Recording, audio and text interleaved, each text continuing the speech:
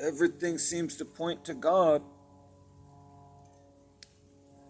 In the ancient writings and contemporary circles of men and women, though it's not often spoke about or revealed out in public or even behind closed doors of people's homes, but the evidence seems to still point to God, everything pointing to God. I wonder why that is.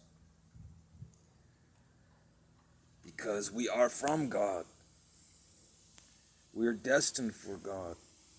We are created for God.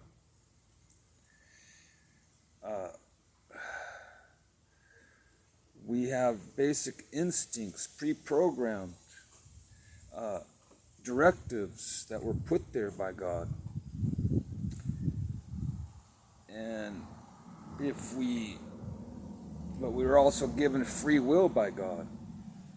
So when we try to go against the grain, when we try to chart our own paths, although that could just be wishful thinking. There may not be such a thing as charting one's own path. There just could be many paths that are already predetermined. We're given a choice between which predetermined path we could walk on. But they're all predetermined paths. And even all those paths have an interconnection point where everyone meets God. And there's no way around it. You can't ignore it. You can't avoid it. Yeah, I've heard the expression, all roads lead to God. They certainly do. But not in the sense in which they say it. They interpret that as being you can follow whatever religion or belief system that you want to, but and they'll all lead you in good standing with God, good graces with God.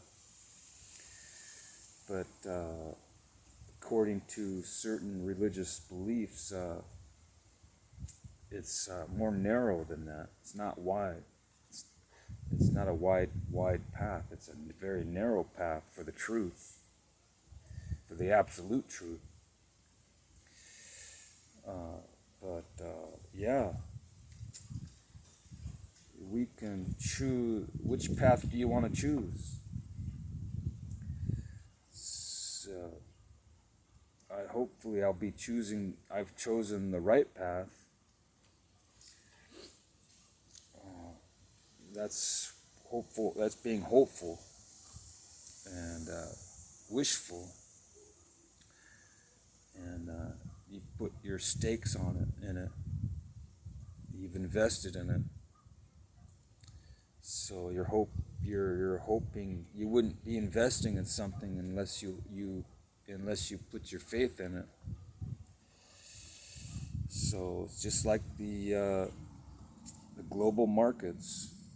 You put your money there because you're hopeful that it will produce, it will expand,